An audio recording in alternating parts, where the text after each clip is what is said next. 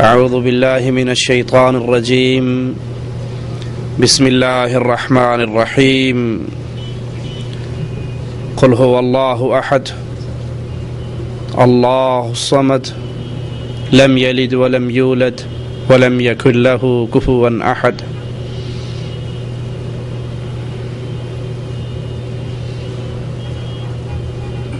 امت اسلام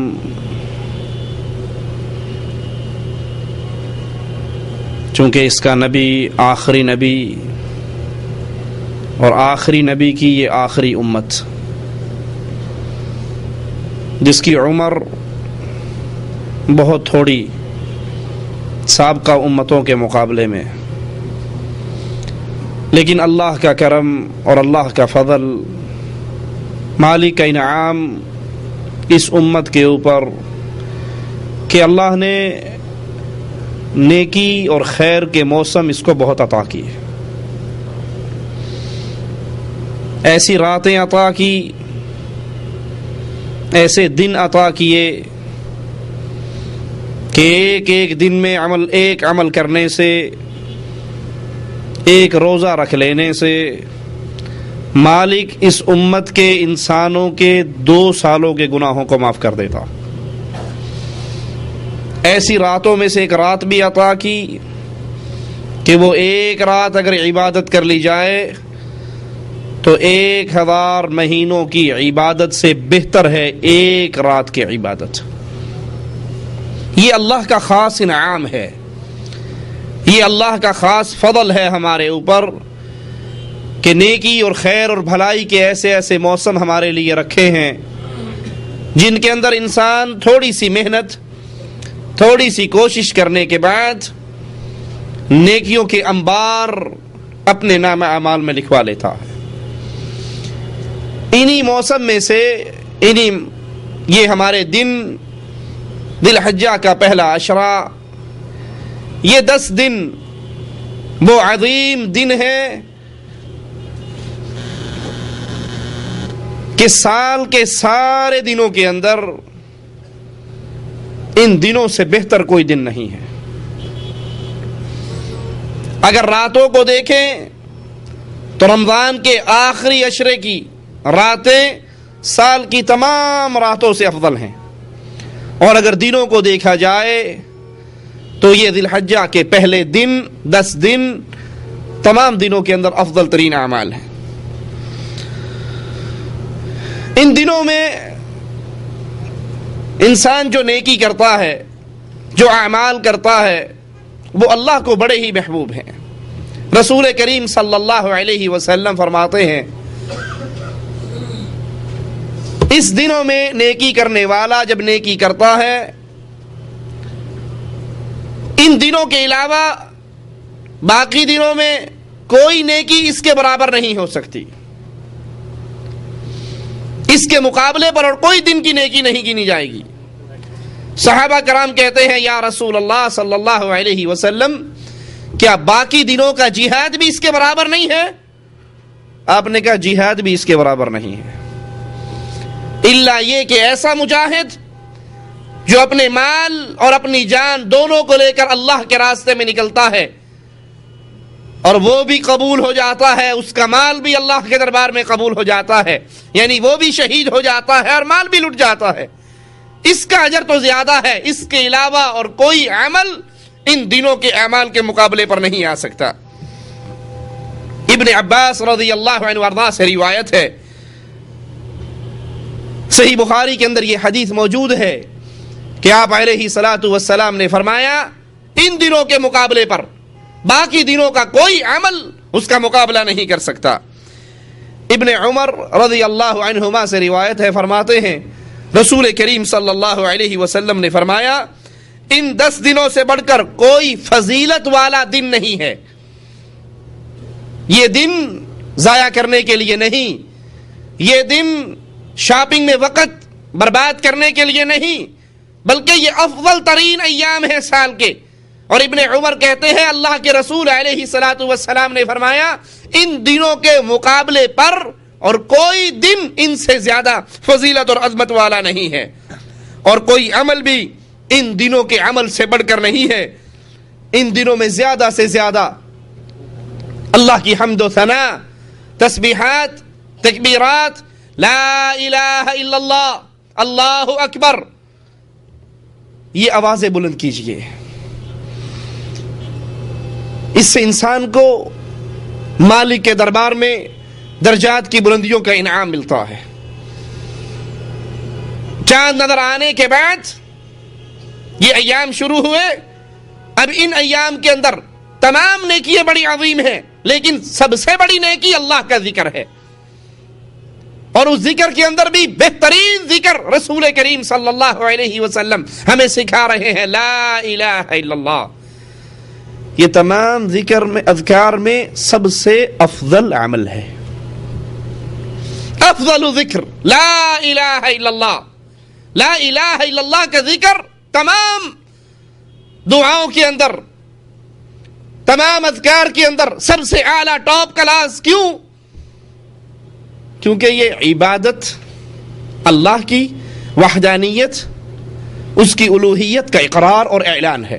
لا الہ الا اللہ، اللہ کے علاوہ کوئی الہ نہیں ہے. ان دنوں کے اندر کثرت سے یہ تسبیحات کریں. سعید بن جبیر رحمہ اللہ، ان کے بارے میں آتا ہے کہ جب یہ 10 دن اس کا آغاز ہوتا تو اپنے آپ کو عبادت میں اتنا مصروف کر لیتے کہ بظاہر یوں لگتا کہ یہ اپنے آپ کو کہیں ہلاک ہی نہ کر بیٹھے. انہیں کوئی اور شغل نہ ہوتا، کوئی اور عمل نہ ہوتا. یہ 10 دن خاص اللہ کی عبادت میں دن اور رات اپنے گزار دیتے، لمحات گزار دیتے. یہاں پر سوال پیدا ہوتا ہے، آپ کہہ سکتے ہیں، میں کہہ سکتا ہوں کہ جی ہم نے تو ڈیوٹی بھی کرنی ہے، ہم نے تو دکان پر بھی بیٹھنا ہے، ہم نے تو کاروبار بھی کرنا ہے. تو وہ تسبیحات جو رسول کریم صلی اللہ علیہ وسلم نے سکھائی ان کو کثرت سے کہیے. لا الہ الا اللہ، اللہ اکبر، الحمدللہ. اب آپ کچھ بھی کام کر رہے ہوں، آپ کی زبان تو ان الفاظ کو دہرا کر اپنے اوقات عبادت کے اندر گزار سکتے ہیں. گاڑی چلا رہے ہیں، چلاتے رہیں، کوئی نہیں روک رہا، لیکن آپ کی زبان اللہ کا ذکر کرتی رہے، یہ زبان اللہ کے ذکر سے تر رہے، تو آپ ان ایام کی عظیم ترین نیکیوں میں سے ایک بہت بڑی نیکی کو حاصل کر لیں گے، اور وہ اپنی زبان کو اللہ کی یاد میں مگن رکھنا. اور جب یہ زبان اللہ کے ذکر میں مگن ہوتی ہے تو کتنی ہی گناہ ہیں جن سے انسان کا دامن چھوٹ جاتا ہے. میں خاموش ہوں گا، میری زبان جھوٹ بولے گی. خاموش بیٹھا ہوں، پھر زبان ہلائی تو جھوٹ، کسی کی غیبت، کسی کی چغلی، کسی پر الزام، کسی کو گالی. اور اگر میری زبان مصروف رہے گی لا الہ الا اللہ، سبحان اللہ، الحمدللہ، اللہ اکبر، تو کیا خیال ہے اب کسی کو گالی دینے کا ٹائم ہے میرے پاس؟ کسی کی غیبت کرنے کا ٹائم ہے میرے پاس؟ کسی کی چغلیاں کرنے کا ٹائم ہے میرے پاس؟ جھوٹ بولنے کا ٹائم؟ میری زبان اللہ کے ذکر میں مشغول ہے.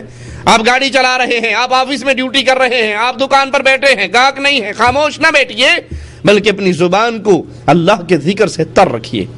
اور جب ان 10 دنوں کے اندر انسان اس عمل پر پریکٹیکلی طور پہ اپنی زندگی کو لاگو کرتا ہے، جاری کرتا ہے، تو انشاءاللہ یہ عادت پھر ایسی پڑ جاتی ہے کہ باقی دنوں میں بھی اس کی زبان اللہ کے ذکر سے تر رہتی ہے. ابن حجر رحمہ اللہ ان 10 دنوں کی فضیلت کا سبب بیان کرتے ہیں کہ کیا وجہ ہے یہ 10 دن سال کے سارے ایام میں افضل ترین ایام کیوں ہیں. ابن حجر رحمہ اللہ فرماتے ہیں کیونکہ ان 10 دنوں کے اندر بڑی بڑی عبادتیں اکٹھی ہو جاتی ہیں. جو بڑی بڑی عبادتیں اس طرح 10 دنوں کے اندر ان کے علاوہ اور کہیں نہیں ہوتی. بڑی بڑی عبادتیں، نماز، روزہ، حج، قربانی، یہ بڑی بڑی عبادتیں ہیں، اور یہ ساری عبادات ان 10 دنوں کے اندر اکٹھی ہو جاتی ہیں. اس لیے یہ 10 دن سال کے باقی دنوں میں افضل ترین ایام ہیں. اب کون سا عمل ہے جو ان دنوں میں کیا جائے؟ کون سے کام ہیں جو ان دنوں میں کیے جائیں؟ نماز، فرض نماز تو سال کے ہر دن کے اندر ہے، اس میں تو معافی اور چھٹی کسی بھی حال میں. آپ بیمار ہیں، آپ تکلیف میں ہیں، آپ تنگی میں ہیں، آپ آسانی میں ہیں، آپ سفر میں ہیں، آپ غمی میں ہیں، آپ خوشی میں ہیں، نماز میں کسی حال میں بھی معافی کا تصور نہیں ہے۔ یہ نہیں ہو سکتا کہ انسان اپنے آپ کو مومن سمجھے، مسلمان سمجھے، مواحد سمجھے اور اس کی زندگی کے اندر نماز نہ ہو۔ جس کی زندگی میں نماز نہیں ہے اس کے دل میں ایمان بھی۔ حدیث میں آتا ہے رسول کریم صلی اللہ علیہ وسلم نے نماز پڑھی، سلام پھیرا تو ایک شخص کو بیٹھے ہوئے دیکھا۔ اس سے پوچھتے ہیں کیا تو مسلمان نہیں ہے، تو نے ہمارے ساتھ نماز نہیں پڑھی؟ امام الانبیاء کے سوال پہ غور کیجئے، کیا تو مسلمان نہیں ہے، تو نے ہمارے ساتھ نماز نہیں پڑھی؟ کیا تو مسلمان نہیں ہے؟ کیا معنی؟ اگر تو مسلمان ہوتا تو ہمارے ساتھ نماز پڑھتا، اور اگر تو نے ہمارے ساتھ نماز نہیں پڑھی اس کا مطلب یہ ہے کہ تو مسلمان۔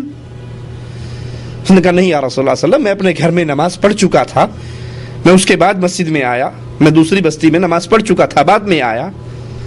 جو مسلمان ہے نماز اس کے لیے لازمی ہے، اور جو نماز کو چھوڑ رہا ہے تو ایمان اور اسلام اس کے دامن کو چھوڑ کے، یہ ہمارے دور کے اندر مسلمان پیدا ہو گئے ہیں جو ماشاءاللہ کلمہ گو ہیں، مسلمان ہیں، اقامے پر مذہب ان کا اسلام لکھا ہوا ہے، ختنہ انہوں نے کروائی بھی ہے، لیکن جب انڈیا پاکستان کا کرکٹ میچ لگتا ہے تو نمازیں ان کو بھول جاتی ہے، جب فلم چل رہی ہوتی ہے تو نماز ان کو بھول جاتی ہے، جب کوئی ڈرامہ چل رہا ہو تو نماز ان کو بھول جاتی ہے، جب بیگم صاحبہ سے گپیں چل رہی ہوں تو نماز ان کو بھول جاتی ہے، جب دوستوں کی مجلس لگی ہوئی ہو تو نماز ان کو بھول جاتی ہے، اور اس کے باوجود اپنے آپ کے بارے میں وہ یہ غور اور یقین اور پختگی کے ساتھ کہتے ہیں کہ ہم مسلمان ہیں، ہمیں کون کافر کہہ سکتا ہے، ہم پکے مسلمان ہیں، اور نماز ان کی زندگی میں موجود نہیں ہے۔ یہ آج کے دور کا مسلمان ہے، نبی کے دور کے اندر ایسے مسلمان موجود۔ ابو ہریرہ رضی اللہ عنہ وارضہ فرماتے ہیں صحابہ کا اس مسئلے پر اجماع تھا، اکٹھے تھے تمام صحابہ، کسی صحابی سے اس مسئلے پہ اختلاف نہیں موجود ہے، ذکر نہیں ہے کہ انسان اگر نماز کو چھوڑ دیتا تو وہ کافر ہو جاتا ہے۔ ہم کسی عمل کے ترک کرنے کو کفر نہیں جانتے تھے سوائے نماز کے ترک کرنے کو۔ نبی کریم صلی اللہ علیہ وسلم کے دور کے نمازی کیسے تھے؟ سیدنا عمر رضی اللہ عنہ وارضہ زخمی ہو گئے، لہو لہان ہو گئے، جب ہوش آئی تو پہلا سوال شاہد آفریدی بیٹنگ کر رہا ہو اور اٹھ کر جب واش روم جائیں تو واپس آتے ہی پہلا سوال کیا ہوتا ہے؟ اس نے کوئی چھکا تو نہیں مارا، اس نے کوئی چوکا تو نہیں مارا، کہیں آؤٹ تو نہیں ہو گیا؟ لا حول ولا قوت الا باللہ۔ اذان ہو رہی ہے، سن رہے ہیں، مؤذن حی علی الصلاۃ کہہ رہا ہے، حی علی الفلاح کہہ رہا ہے، کان میں پردہ سماعت سے یہ آواز ٹکرا رہی ہے، لیکن کیا کریں؟ کرکٹ کا بھوت اتنا سوار ہے، بسنت کے پتنگ اڑانے کا بھوت اتنا سوار ہے، شادی اور بیاہ کا فنکشن، وہ خوشی اتنے عروج پہ پہنچی ہوئی ہے کہ آج تو ولیمے کی دعوت ہے، آج تو نکاح کا دن ہے، آج تو شادی کا دن ہے، آج کون نماز پڑھتا ہے؟ آج تو ابو فوت ہو گئے ہیں، آج امی مر گئی ہے، آج بھائی مرا ہے، آج کی نمازیں کون پڑھے گا؟ ہم تو غم کے اندر ہیں۔ مومن غم میں ہو، خوشی میں ہو، تفریح میں ہو، آسانی میں ہو، جنگ میں ہو، جہاد میں ہو، نماز کو مومن کبھی بھولا نہیں کرتا۔ سیدنا عمر رضی اللہ عنہ وارضہ کو ہوش آیا تو پہلا سوال، کیا میں نے نماز پوری کر لی تھی؟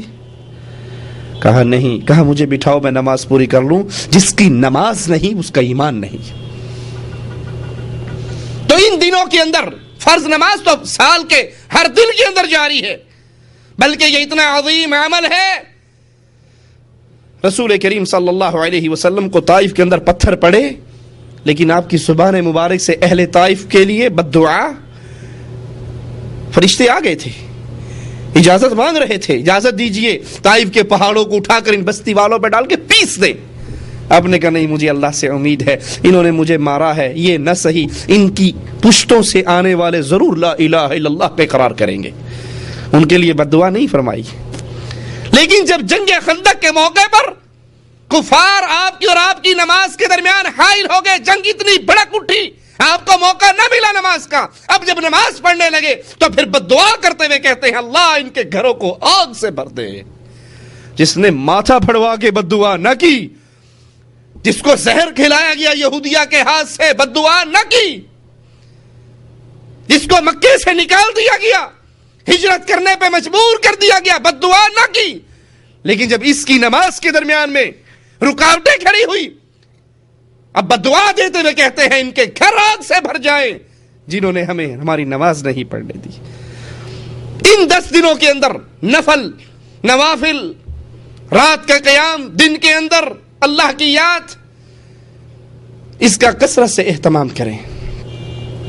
یہ نماز بڑی عظیم چیز ہے، انسان سوچ بھی نہیں سکتا جہاں تک اس عمل کے ذریعے وہ بلندیوں پر پہنچ جاتا ہے، اتنی بلندیوں پر پہنچ جاتا ہے نوافل کے ذریعے، سجدے سجود کے ذریعے، نوافل کے ذریعے، کہ مالک فرماتا ہے میں اپنے بندے کا ہاتھ بن جاتا ہوں، میرے اتنے قریب ہو جاتا ہے فرائض ادا کر کے، نوافل ادا کر کے، میں اس کا ہاتھ بن جاتا ہوں جس سے یہ پکڑتا ہے، میں اس کا قدم بن جاتا ہوں جس سے یہ چلتا ہے، میں اس کا کان بن جاتا ہوں جس سے یہ سنتا ہے، میں اس کی آنکھ بن جاتا ہوں جس سے یہ دیکھتا ہے۔ باطل اور گمراہ فرقوں نے تو اس حدیث کا یہ مطلب نکالا کہ نعوذ باللہ اللہ اس میں فنا ہو جاتا ہے، اللہ اس میں حلول کر جاتا ہے، یہ اللہ میں فنا ہو جاتا ہے، حالانکہ نہیں، اس کا مطلب یہ ہے کہ اس کا ہاتھ اس چیز کو نہیں پکڑتا جس کے پکڑنے سے اللہ نے منع کیا ہے، اس کا قدم چل کر اس طرف نہیں جاتا جس طرف جانے سے اللہ نے منع کیا ہے، اس کا کان وہ چیز سنتا ہی نہیں جس کرنے سے اللہ نے منع کیا ہے، اس کی آنکھ اس چیز کو نہیں دیکھتی جس طرف دیکھنے سے اللہ نے منع کیا ہے۔ اللہ ایمان کا یہ درجہ ہمیں بھی عطا فرمائے۔ یہ نوافل، یہ نمازیں رسول کریم صلی اللہ علیہ وسلم کے دروازے پر جب پہرا دینے والا پہرا دیتا ہے، مسواک اور تازہ پانی لے کر آتا ہے تو رسول کریم صلی اللہ علیہ وسلم خوش ہوتے ہیں اور اس سے پوچھتے ہیں مانگ کیا مانگتا ہے؟ تو ایک ہی سوال کرتا ہے، اللہ کے نبی علیہ الصلوۃ والسلام آج آپ کے دروازے پر کھڑا ہوں، آپ کا پہرے دار بنا ہوا، آپ کا خادم بنا ہوا، جنت میں جاؤ گے تو آپ کا بڑا اعلیٰ مقام ہوگا، تو میں جنت میں چلا بھی گیا تو آپ کے مقام پر تو نہیں پہنچ سکوں گا، جنت میں بہت نیچے ہوں گا۔ اے نبی، جب اتنی بڑی خوشخبری رب کی طرف سے سنا رہے ہو کہ جو مانگو گے اللہ عطا کرے گا، تو ایک ہی سوال کرتا ہوں، جس طرح یہاں آپ کے در پہ کھڑا ہوں وہاں بھی آپ کا پڑوسی بن جاؤں۔ یہ دعویٰ کرنے والوں کے رسول کریم مختار کل ہیں، جو چاہے عطا کر دیں، جو چاہے دے دیں۔ اگر مختار کل ہوتے تو آپ کو کہنا چاہیے تھا کہ جا ٹھیک ہے، اپنے ساتھ والا مکان میں نے تجھے دے دیا، میرا پڑوسی تو بنے گا۔ کہا اور کچھ مانگ لے، کہا یہ مانگنے کے بعد اب ہاتھ دعا کے لیے اٹھتے ہی نہیں ہیں، آپ کا پڑوس مانگ کے سب کچھ مانگ لیا ہے۔ کہا اگر تو اپنی مانگ میں سچا ہے تو کثرت سجود سے میری مدد کر، کثرت سے سجدے کر، کثرت سے نفل نوافل ادا کر، ان سجدوں کی بنا پر تو اللہ کے دربار میں بلند مقام پہ پہنچ جائے گا۔ حضرت ثوبان رضی اللہ عنہ سے روایت ہے، فرماتے ہیں میں نے نبی کریم صلی اللہ علیہ وسلم سے سنا، وہ فرما رہے تھے تم کثرت سے سجدے کیا کرو۔ یہ فرض نمازوں کے علاوہ تلقین ہے نفل نماز ادا کرنے کی، تم سجدے کیا کرو، کیونکہ جب بھی تو سجدہ کرے گا تیرا ایک درجہ بلند ہوگا اور ایک گناہ تیرا معاف کر دیا جائے گا۔ سجدہ کرنے سے اللہ کی طرف سے انعام کیا ملتا ہے؟ سجدہ کرو گے، اپنی پیشانی کو زمین پہ رکھو گے، بظاہر خاک میں لگاؤ گے، آپ جھک رہے ہو اللہ کے لیے، جتنے جھکتے جاؤ گے اللہ اتنا بلند کرتا جائے گا۔ لیکن یہ سجدہ کس کے لیے ہو جی؟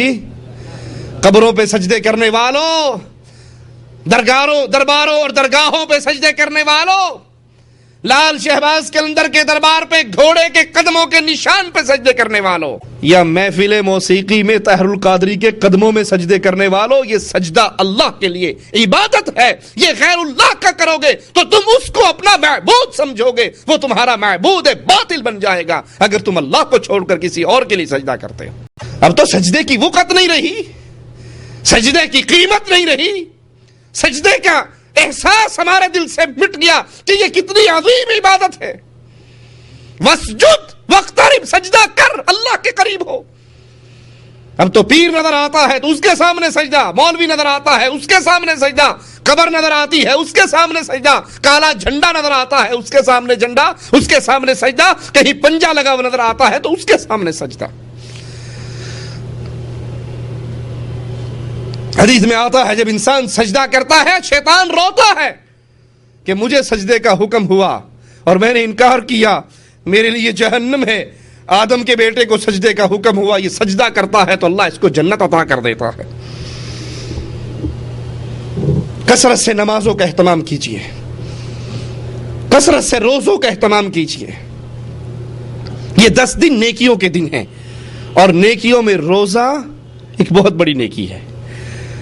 ہر نیکی کا ثواب لکھ دیا جاتا ہے اور روزے دار کی نیکی کے بارے میں کہا جاتا ہے الصوم لی، مالک فرماتا ہے اس نے روزہ میرے لیے رکھا ہے، اس کی جزا بھی میں ہی اس کو عطا کروں گا۔ حدیث میں حضرت سیدہ حفصہ رضی اللہ تعالی عنہا کی شان کے اندر جبرائیل کے جو جملے آتے ہیں، اس نے آ کر کہا تھا یا رسول اللہ صلی اللہ علیہ وسلم اس سے رجوع کیجئے، انہا قوامۃ صوامہ، یہ بہت زیادہ قیام کرتی ہے، بہت زیادہ روزے رکھتی ہے، اللہ کو اس کی یہ صفت بڑی ہی پسند ہے اور جنت کے اندر بھی یہ آپ کی سوچا ہے۔ ان 10 دنوں میں خاص طور پہ روزہ رکھیے، روزے کا اہتمام کیجیے اور عرفے کے دن کے روزے کو نہ بھولیے۔ کیا خیال ہے اگر کوئی کمپنی والا اعلان کر دے کہ اس مہینے میں جو بندہ 30 دن ڈیوٹی ادا کرے گا اس کو اس مہینے کی بھی تنخواہ ملے گی اور 2 تنخواہیں ایکسٹرا ملیں گی۔ 103 بخار ہوگا تب بھی کوشش ہوں گے یار بخار ہے تے صحیح لیکن جا کے میں ڈکھا تے لائی آواں، حاضری تے پوا آواں، 2 تنخواہیں مل رہی ہیں۔ بیماری کے اندر بھی کوشش ہوگی کہ ہم کمپنی میں جا کے حاضری لگا لیں، ہمارا نام کے ساتھ یہ نہ لکھا جائے کہ یہ 1 دن چھٹی کی تھی اور ہمیں وہ جو انعام ملنے والا تھا، وہ جو ایک سیلری ایکسٹرا ملنے والی تھی وہ نہ ہماری کٹے۔ اور رسول کریم صلی اللہ علیہ وسلم کیا فرماتے ہیں کہ عرفہ کے 1 دن کا روزہ، مجھے اللہ سے امید ہے کہ اللہ اس ایک روزے کی وجہ سے 2 سال کے گناہوں کا معاف فرما دے۔ ایک گزرا ہوا اور ایک آنے والا، 2 سال کے گناہوں کا کفارہ ایک روزہ۔ اب یہاں پر بھی اشکال پیدا ہوتا ہے، کئی لوگ سوال کرتے ہیں کہ 9 ذی الحجہ کا روزہ رکھنا ہے یا عرفہ کے دن کا روزہ رکھنا ہے، اور یہ سوال مملکہ سے باہر سے لوگوں کا رہتا ہے۔ حدیث میں جو لفظ ہیں وہ عرفہ کے دن کا لفظ ہے، اور عرفہ کہاں پر ہے؟ انڈیا میں عرفہ ہے، پاکستان میں میدان عرفات ہے۔ میدان عرفات کہاں ہے؟ مکہ میں۔ حاجی کہاں اکٹھے ہوتے ہیں؟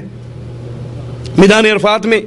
جس دن حاجی میدان عرفات میں اکٹھے ہوں گے ان کے لیے تو انعام و کرام کی بارشیں ہیں۔ اب جو غیر حاجی ہے، جو میدان عرفہ میں نہیں پہنچ سکا، اس کے لیے بھی یہ ہدیہ ہے مالک کی طرف سے کہ تو میدان عرفہ میں تو نہیں پہنچ سکا، لیکن باہر رہ کر اگر تو روزہ رکھ لیتا ہے، غیر حاجی عرفہ کے دن اگر روزہ رکھ لیتا ہے تو مالک اس ایک روزے کی وجہ سے اس کے 2 سال کے گناہوں کو معاف کر دیتا ہے۔ اگر عرفہ میں پہنچ گیا، حاجی بن گیا، مواحد ہے، نمازی ہے، اور یہاں آ کر اپنے اللہ کو راضی کرتا ہے، دعائیں مانگتا ہے، تو اللہ ان فرشتوں سے پوچھتا ہے میرے بندے کیوں آئے ہیں، یہ مجھ سے کیا چاہتے ہیں، حالانکہ وہ سب کچھ جانتا ہے۔ فرشتے کہتے ہیں اللہ یہ تیری معافیوں کا سوال کرتے ہیں، تجھ سے رحمتوں کا سوال کرتے ہیں، معافی مانگنے آئے ہیں۔ مالک فرماتا ہے فرشتوں گواہ رہو، میں نے ان سب کے گناہوں کو معاف کر دیا۔ لیکن مشرک معاف نہیں ہوگا، یاد رکھیے گا اس مسئلے کو۔ مشرک حج کرے، مشرک طواف کرے، غیر اللہ کا پجاری مکے میں آ کر بیت اللہ کے سامنے آ کر روئے، حجر اسود کو چومے، زمزم پیے، مینا میں آئے، عرفہ میں آئے، قربانیاں کرے، بال کٹوائے، مشرک جو مرضی کر لے، لا یغفر ان یشرک بہ، اللہ نے اس مشرک کو کبھی معاف نہیں کرنا۔ یہ معافی، یہ عرفہ کی معافی ہو یا ان 10 دنوں کے انعامات ہوں یا عرفہ کے روزے سے 2 سال کے گناہوں کا کفارہ بنتا ہو، یہ صرف اس کے لیے ہے جو موحد ہے، جو مشرک ہے، اس کو نعمتوں میں سے کچھ نہیں ملے گا۔ ان 10 دنوں کے اندر تکبیر یعنی اللہ اکبر، لا الہ الا اللہ، الحمدللہ، ان الفاظوں کو بلند کیجئے۔ ابن عمر اور ابو ہریرہ رضی اللہ عنہما خاص طور پہ ان دنوں میں بازاروں میں جاتے، شاپنگ کرنے نہیں، دنیا کی غرض و غایت سے نہیں، خرید و فروخت کے لیے نہیں، صرف اس تسبیح کو، تکبیر کو، لا الہ الا اللہ کے آوازے کو بازاروں کے اندر بلند کرنے کے لیے ابن عمر اور ابو ہریرہ رضی اللہ عنہما سے آتا ہے کہ وہ بازاروں میں جاتے، تکبیرات بلند کرتے، لوگ ان کو دیکھ کر تکبیرات کہتے۔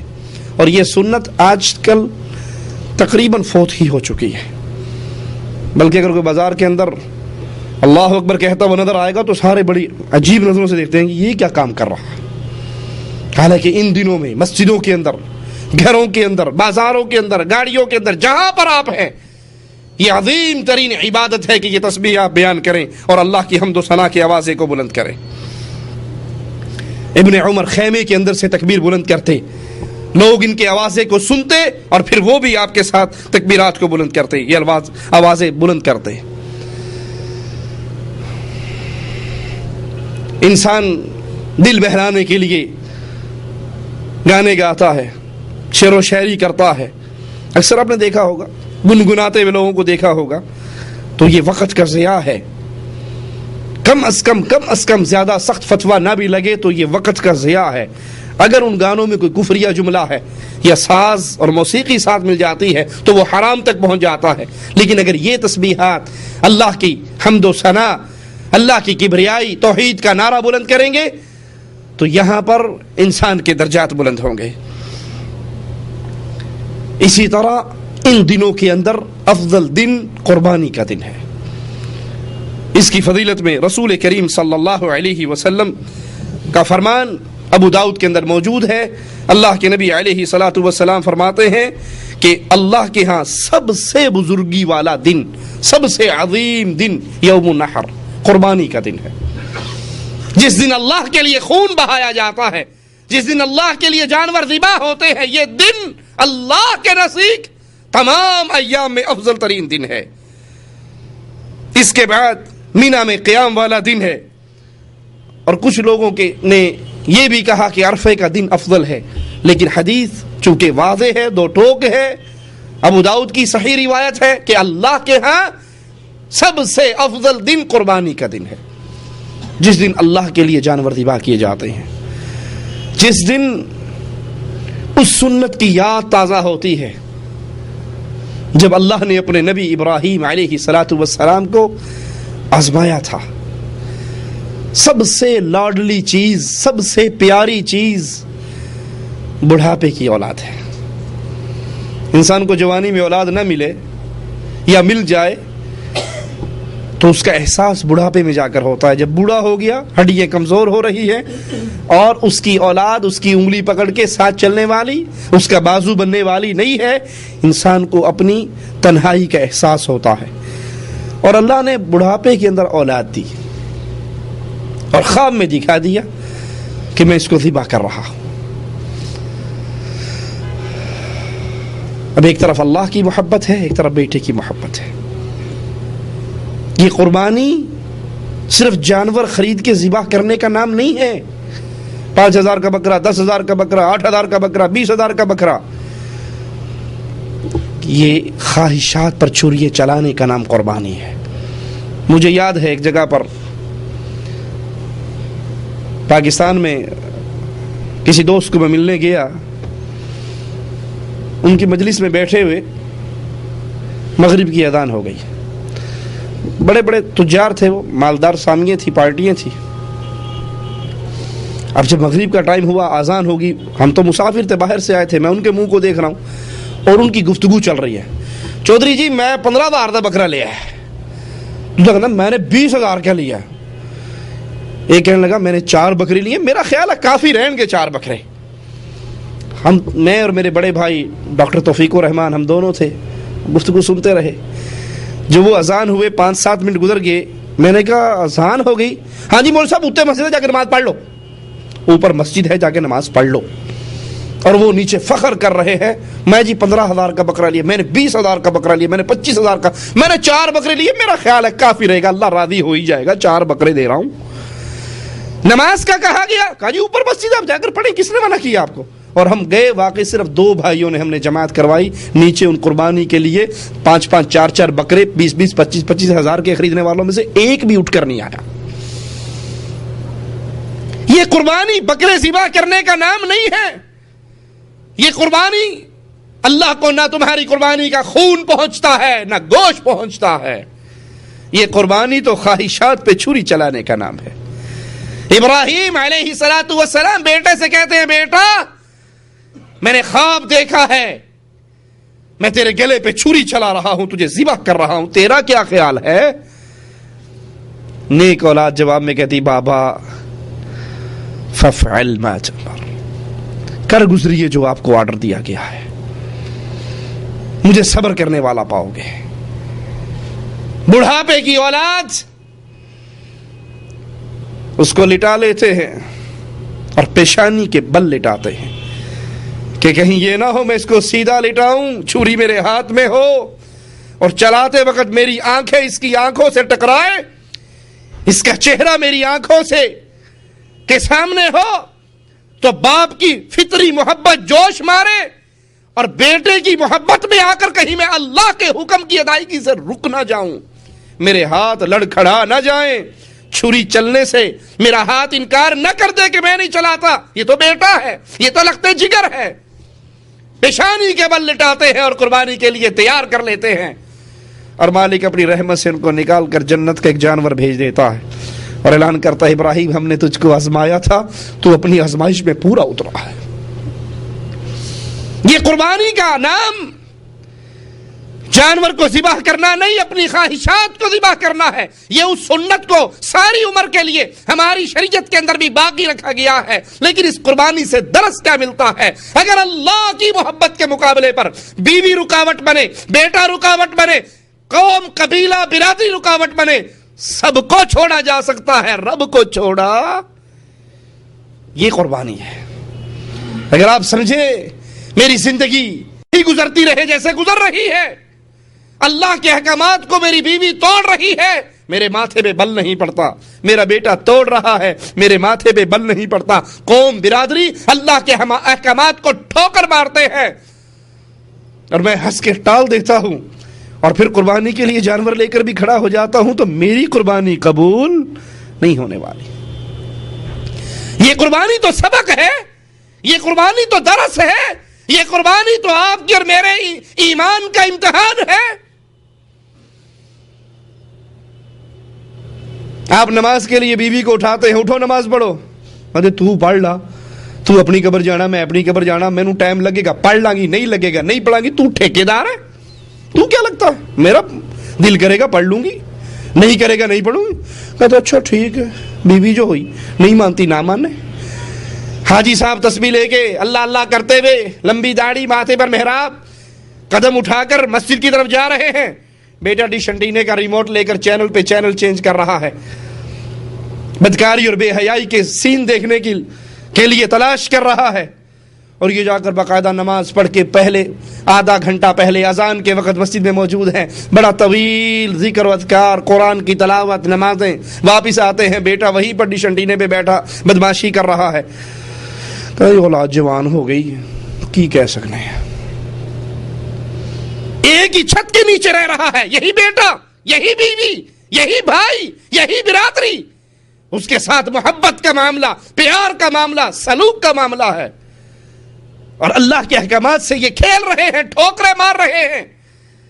تو وہاں پر اس کی غیرت جوش نہیں کھاتی, یہ کس منہ سے قربانی دینے کے لیے چلا ہے.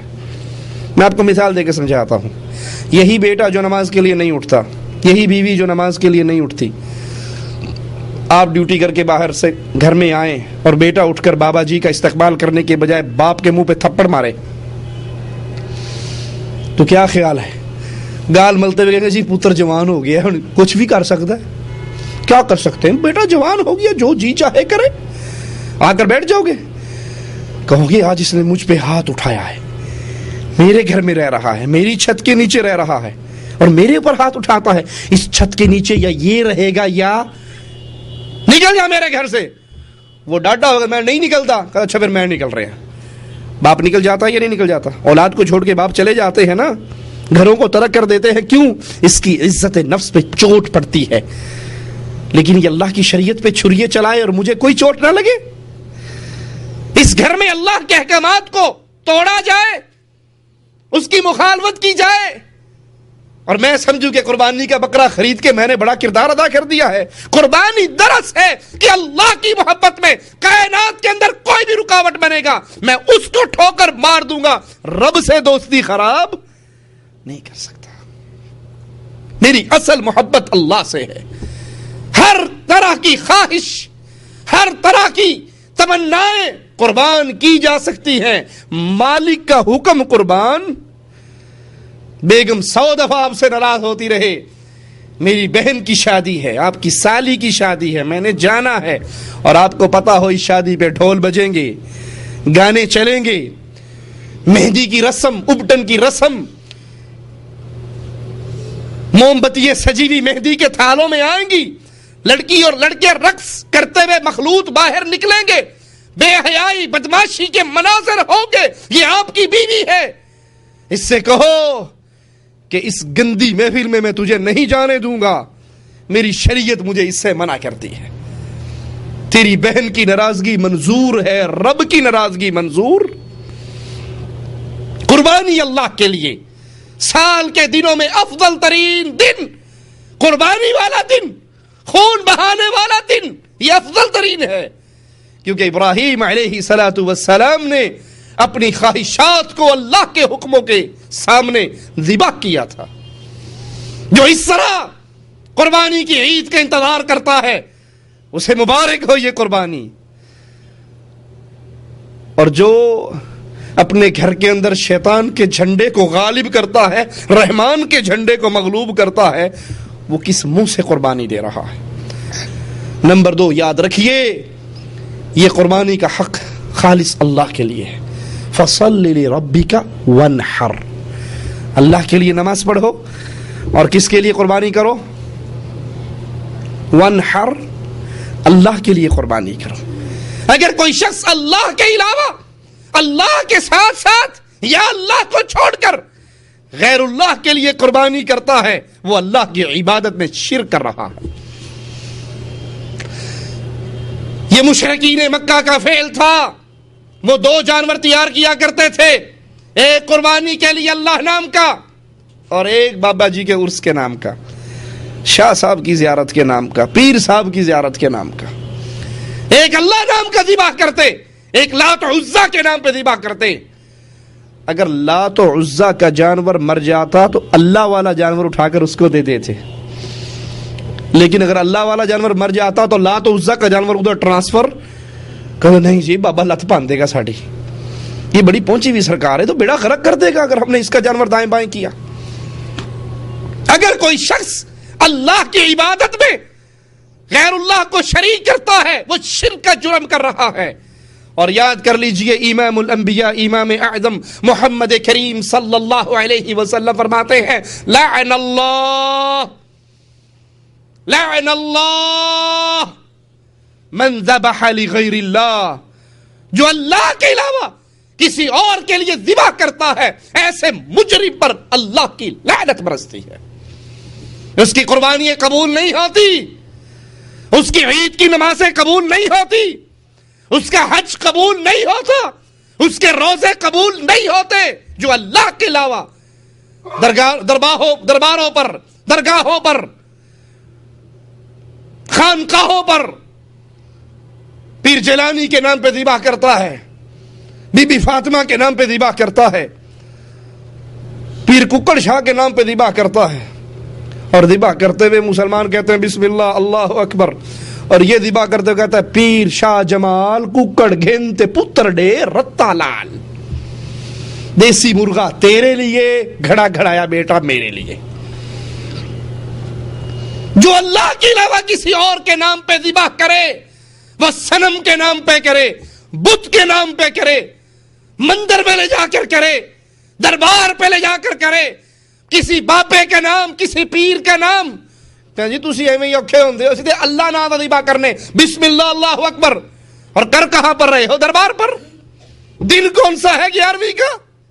دن کون سا ہے 9 محرم کا؟ سبیل کے اوپر کیا لکھا ہے؟ سبیل حسین۔ تم اللہ نام پر نہیں کر رہے، دھوکہ دینا چاہتے ہو مسلمانوں کو، تم غیر اللہ کے نام پہ کرتے ہو۔ کتنے ہی وہ حاجی ہیں بیچارے جو حج کرنے آتے ہیں اور حج کرنے کے بعد پیچھے فون کرتے ہیں، ابا جی حج کر لیا ہے،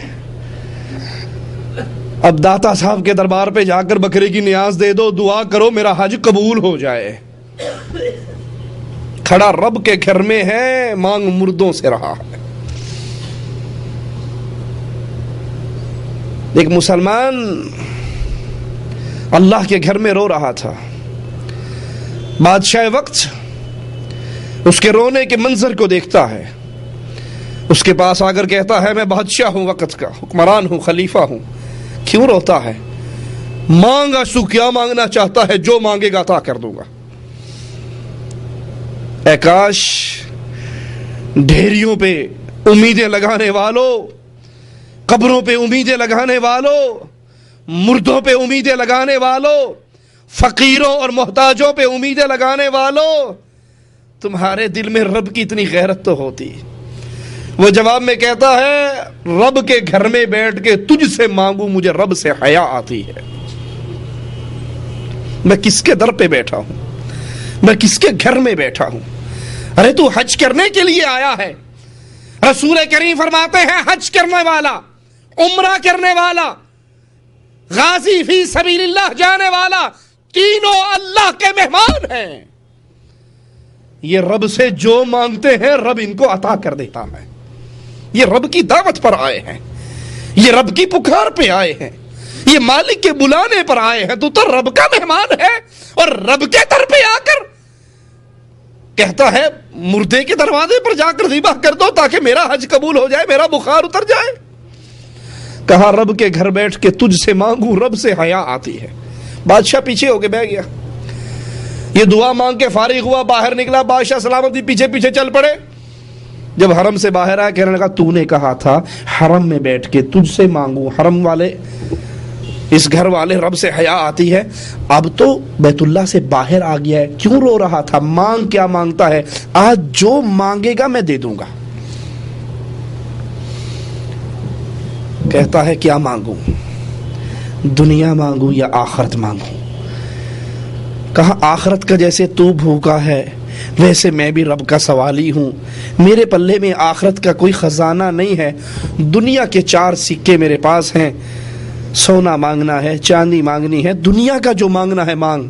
کہا بھلے آدمی، دنیا تو دنیا والے کے در پہ بیٹھ کر بھی میں نے نہیں مانگی، تجھ سے کیا مانگوں؟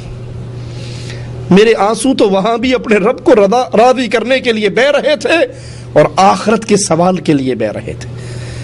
یہ قربانی عبادت ہے اللہ کی۔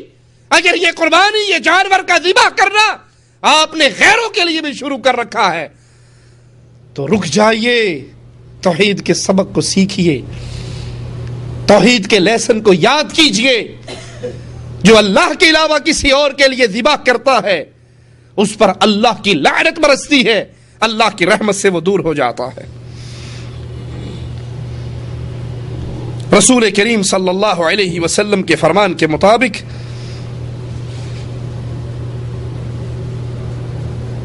یہ قربانی والا دن افضل ترین دن ہے، بہترین دن ہے۔ اس دن مالک اپنے بندوں سے راضی ہوتا ہے، مالک اپنے بندوں کو عطا کرتا ہے، بندے اپنے مالک کی عبادت کرتے ہیں، اور اس عبادت کے اندر بھی محمد کریم صلی اللہ علیہ وسلم کی سنت کو کبھی نہ بھولیے۔ قربانی کب کی جاتی ہے؟ خطبے اور نماز کے، نماز اور خطبے کے بعد، قربانی کس کے لیے کرتے ہیں ہم؟ اللہ کے لیے کیے جانے والا عمل کافی نہیں ہوگا قبولیت کے لیے جب تک اس میں یہ شرط نہ پائی جائے کہ اللہ کے لیے جو عمل ہو رہا ہے وہ محمد کریم کے نقش قدم پر بھی ہو رہا ہے۔ یہ قربانی والا دن بڑا عظیم ہے، لیکن اگر یہاں پر آپ اتباع محمد کریم کے درس کو بھول گئے، آپ عید کی نماز پڑھانے جا رہے، ایک صحابی کے گھر سے بہتا ہوا خون نظر آیا، پوچھتے ہیں یہ خون کیسا ہے؟ وہ صحابی کہتے ہیں اللہ کے نبی میں نے آج قربانی عید سے پہلے ہی کر لی ہے، اور اس وجہ سے پہلے کی ہے کہ قربانی کرنے کے بعد بہت شارٹ ٹائم بچتا ہے، گوشت بنانے کے لیے بانٹنے کے لیے تاخیر ہو جاتی ہے، میں نے سوچا کیوں نہ آج قربانی میں عید کی نماز سے بھی پہلے ہی کر لوں۔ اور یہ سوچ کس کی ہے؟ نبی کریم کے صحابی کی، آپ کے شاگرد کی۔ اس سے پیارا دل ایمان والا کس کا ہو سکتا ہے؟ تو میں نے سوچا آج قربانی پہلے کر کے گوشت اکٹھا کر لیتا ہوں، بنا لیتا ہوں، نماز پڑھ کے آتے ہی سب سے پہلے میری قربانی والا گوشت یتیموں، فقیروں، مسکینوں، بیواؤں کے گھروں میں پہنچے گا، لقمے بن کے ان کے پیٹ میں اترے گا، مجھے اللہ کتنا ثواب دے گا۔ سوچ اچھی ہے یا بری؟ اچھی سوچ ہے۔ امام الانبیاء امام اعظم محمد کریم صلی اللہ علیہ وسلم فرماتے ہیں اے میرے ساتھی تیری قربانی نہیں ہوئی، تیری قربانی، عظیم ترین دن قربانی کا دن، عظیم ترین عبادت قربانی کی عبادت، لیکن امام الانبیاء فرما رہے ہیں تیری یہ عبادت قبول، تیری یہ قربانی قبول نہیں ہوئی۔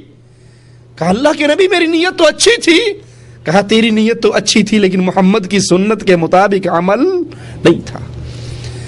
ہر مسئلے پہ یہ 10 دن ہو یا سال کے باقی دن ہو، ہر مسئلے پہ یاد رکھیے اللہ کے لیے کر رہے ہو ٹھیک ہے، لیکن کیا رسول کریم صلی اللہ علیہ وسلم کی سنت ہے، آپ کا طریقہ ہے؟ اگر آپ کا طریقہ ہے تو مبارک ہو، اور اگر آپ کے طریقے کے خلاف ہے تو پھر وہ عمل کتنا ہی بڑا کیوں نہ ہو اللہ کے دربار میں اس کو تولا بھی نہیں جائے گا، چونکہ اب ان دنوں کا آغاز ہے، ابتدا ہے۔ تو ہمیں کیا کرنا چاہیے؟ سب سے پہلے، اور اللہ سب سے پہلے کہنے والے کو عمل کی توفیق عطا فرمائے، اور پھر ہر سننے والے کو عمل کی توفیق عطا فرمائے، سب سے پہلے اپنے گناہوں سے توبہ کیجئے، خالص توبہ اللہ کے دربار میں رجوع کیجئے۔ جو خطائیں ہو چکی، جو غلطیاں ہو چکی، دل کو خالص کر کے، اور توبہ کا مطلب کیا ہے؟ جو گناہ کرتے رہے ہو ان گناہوں پر نادم ہو، شرمسار ہو، نہ کرنے کا عہد ہو، اور ان سے مکمل برات ہو، مکمل بیزاری ہو۔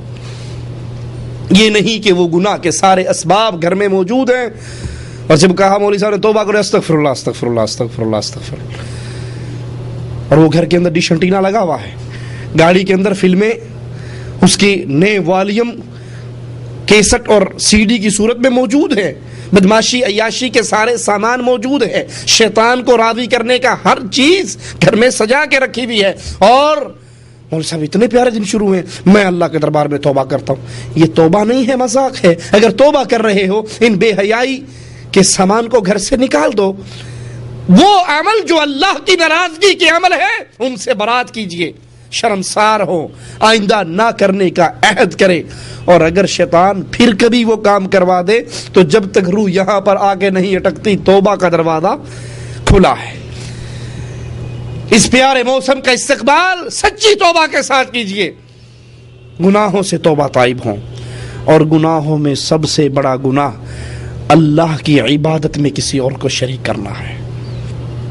ہر گناہ معاف ہو سکتا ہے، ہر گناہ سے چھٹکارا مل سکتا ہے، معافی مل سکتی ہے، لیکن شرک اکبر وہ گناہ ہے، اگر توبہ کر کے نہیں مرو گے، توحید پہ آ کر نہیں مرو گے تو اس گناہ سے معافی نہیں مل سکتی، بھلے کرنے والا نبی کا بیٹا کیوں نہ ہو، بھلے کرنے والا نبی کی بیوی کیوں نہ ہو، بھلے کرنے والا نبی کا چچا کیوں نہ ہو، یہ جرم اتنا بڑا ہے کہ اس سے معافی نہیں ملے گی۔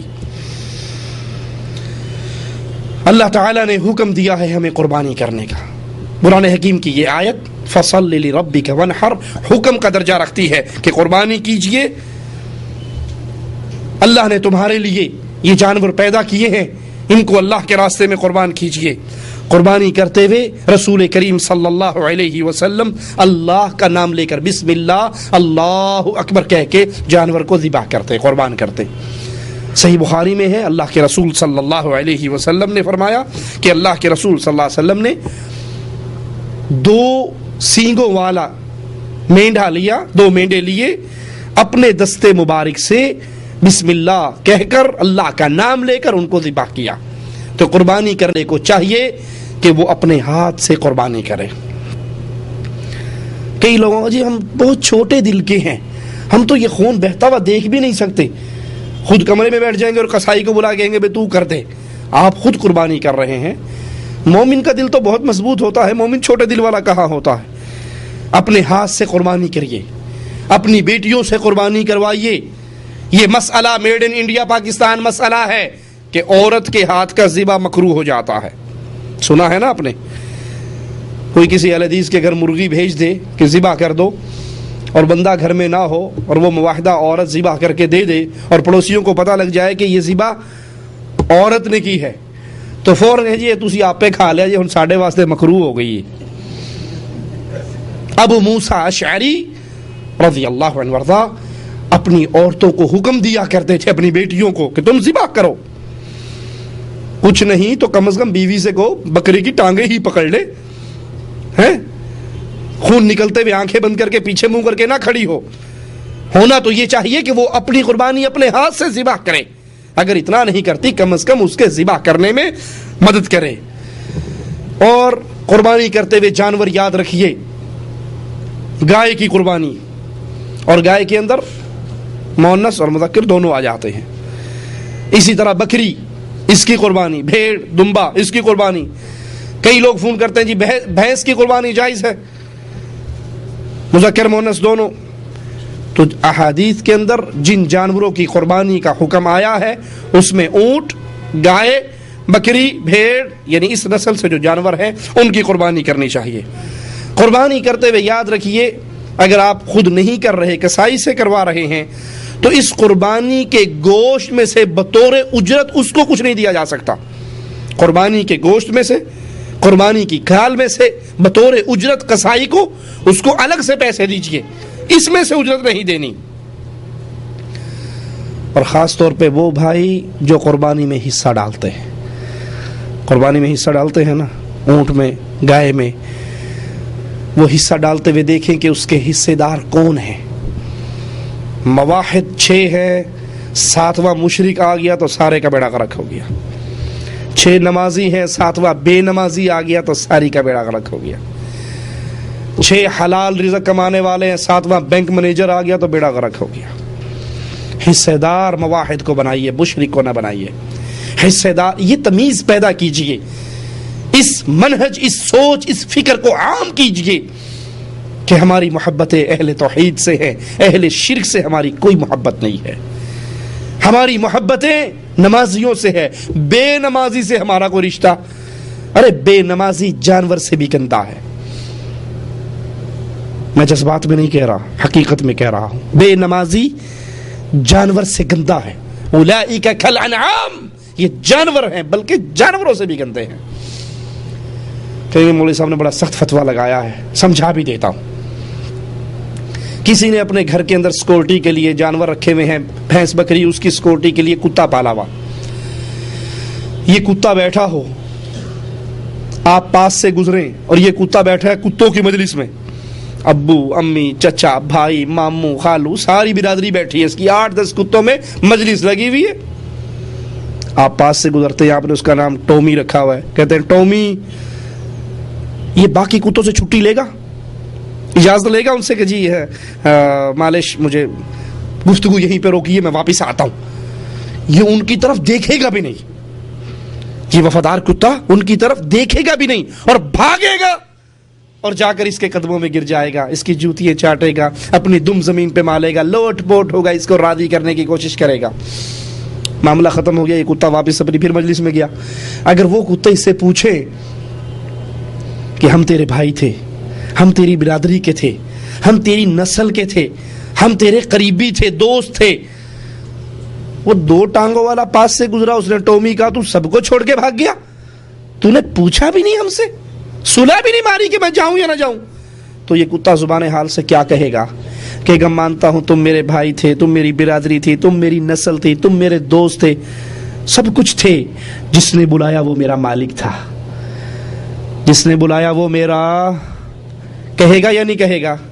اور جب مالک بلائے پھر دوستوں سے چھٹی لی جاتی, اب تو مالک نے بلایا ہے, باقی سب تعلق ختم.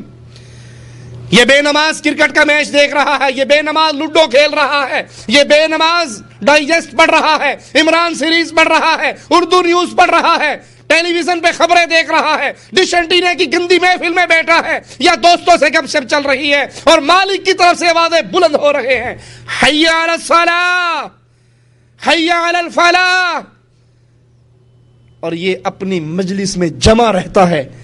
بتائیے وہ جانور اس سے بہتر ہے یا نہیں ہے؟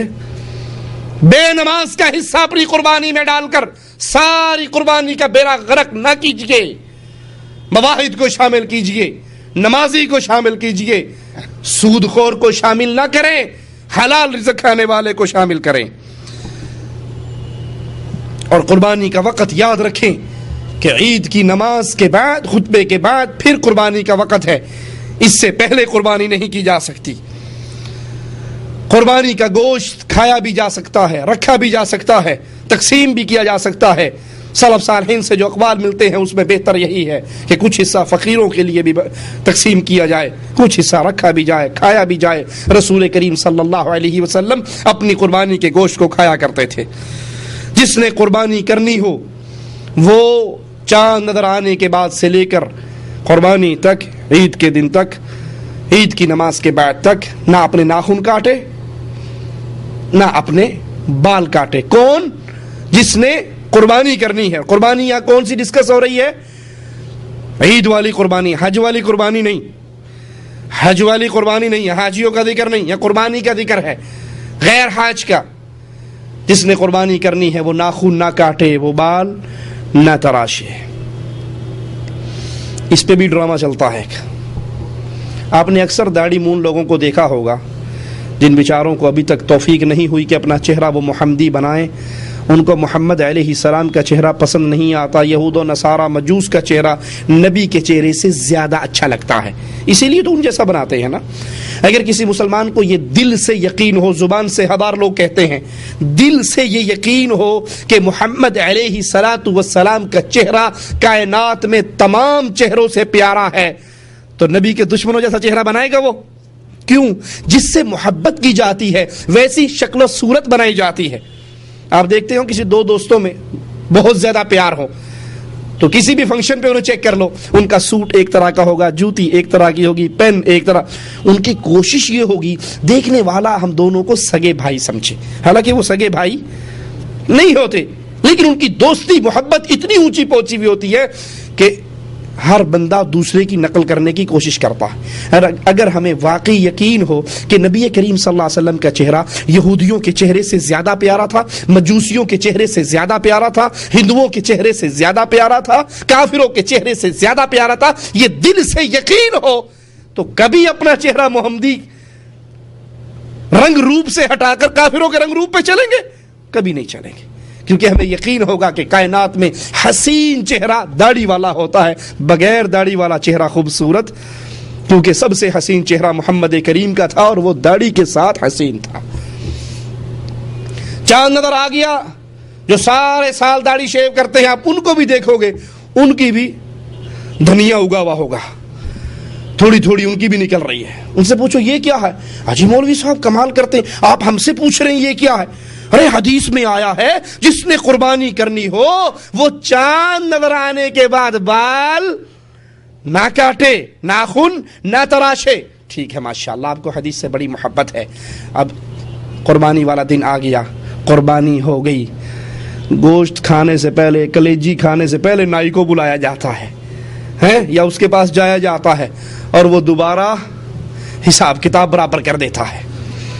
ہم نے مان لیا حدیث میں ہے کہ جس نے قربانی کرنی ہے وہ بال نہ تراشے. آپ نے حدیث پہ عمل کر کے ان 10 دنوں میں داڑھی شیو نہیں کی. اللہ کا واسطہ دے کر پوچھتا ہوں ایک حدیث ہمیں بھی دکھا دیجئے جس میں اللہ کے نبی صلی اللہ علیہ وسلم نے فرمایا ہو قربانی کرنے کے بعد داڑھی شیو کر دو. کوئی ایک حدیث ہمیں بھی دکھا دیجئے. نہیں, یہاں سنت رسول صلی اللہ علیہ وسلم سے محبت والا معاملہ نہیں ہے. یہاں یہ ہے کہ 10 دن لوگ بھی شیو نہیں کرتے, میں بھی 10 دن شیو نہیں کرتا. یہاں لوگوں کے پیچھے, معاشرے کے پیچھے, عادت اور رسم اور رواج کے پیچھے چلا جاتا ہے. اگر ان 10 دن شیو کرنے والے نے شیو کرنی اس لیے چھوڑی ہے کہ سنت محمد رسول اللہ ہے, تو نبی کا حکم تو یہ ہے وفر اللحا وفروا ای کثروا, اپنی داڑھیوں کو بڑھاؤ, ان کو زیادہ کرو. 10 دن کے لیے داڑھی شیو کرنا جو چھوڑ رہا ہے وہ سنت رسول پہ عمل نہیں کر رہا, وہ جو لوگ کر رہے ہیں وہ کر رہا ہے. خیر, جس نے قربانی کرنی ہو وہ چاند نظر آنے کے بعد سے لے کر قربانی تک اپنے ناخن نہ کاٹے, اپنے بال نہ کاٹے, نماز کے بعد قربانی کے بعد یہ عمل کرے. اور اگر کوئی کاٹ لیتا ہے بھول کر تو اس پہ کوئی کفارہ نہیں ہے, استغفار کرے, اللہ اس کے گناہ کو معاف فرمائے گا. اسی طرح عید کے لیے جب چاہے تو عید کی نماز رسول کریم صلی اللہ علیہ وسلم نے فرمایا اپنی عورتوں کو بھی نکالو. اتنی شدت سے فرمایا کہ جس کے پاس, ایک عورت کے پاس چادر نہیں ہے وہ اپنی پڑوسن کی چادر ادھاری لے کر اس میں جائے. جس کے پاس چادر نہیں ہے وہ, اور چادر سے مراد یہاں برخے والی چادر ہے, پردے والی چادر ہے. اور اللہ رحم فرمائے اس مسلمان قوم پر, اندر 300 روپے کا کاٹن کا سوٹ پہنا ہوا ہے اور جو برقع پہنا ہوا ہے وہ 700 روپے کا ہے. کاٹن کا سوٹ بالکل سادہ ہے, اور جو برقع کر کے یہ کاٹن کا سوٹ چھپانا تھا اس کے یہاں بھی کڑھائی ہے, اس کے یہاں بھی شیشے ہیں, اس کے پیچھے بھی موتی جھلمل جھلمل کرتے جا رہے ہیں. یہ وہ چادر ہے جس سے اس نے پردہ کرنا تھا. اگر اس چادر کو اتار دے تو ہو سکتا ہے کسی کی نظر نہ پڑے, لیکن یہ چادر, یہ برقع, یہ فیشن کا لباس پہن کر نہ چاہتے ہوئے بھی انسان کی نظر پڑتی ہے کہ یہ کون جا رہا ہے.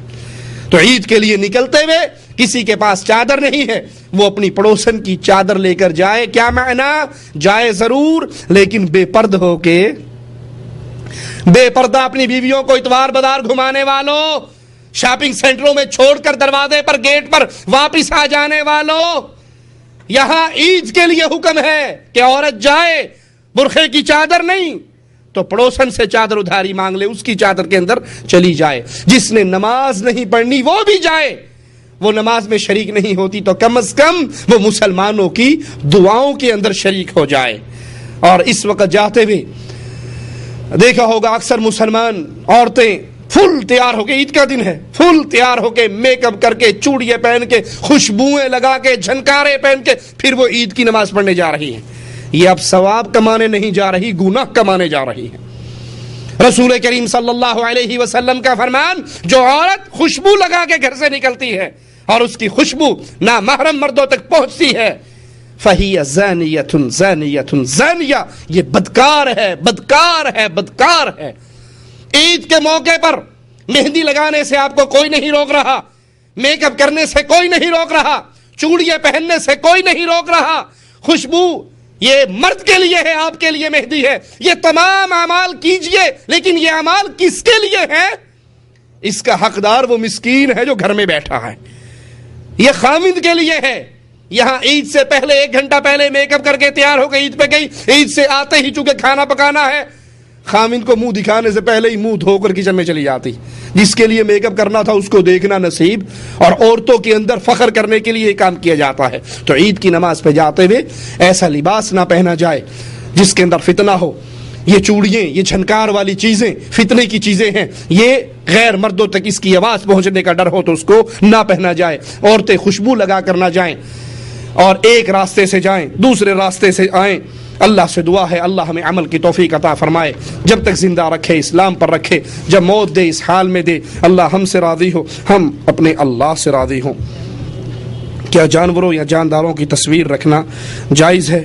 نہیں, تصویر بنانی بھی ہو تو بے جان چیزوں کی بنائی جائے, درختوں کی بنا لی جائے, سمندروں کی بنا لی جائے, لیکن کسی جاندار چیز کی تصویریں بنا کر ان کو فریم کروا کر سجانا یہ درست عمل نہیں ہے. اللہ ہمیں عمل کی توفیق عطا فرمائے. اقول قولی ھذا واستغفر اللہ لی ولکم ولسائر المسلمین فاستغفروہ انہ هو الغفور الرحیم.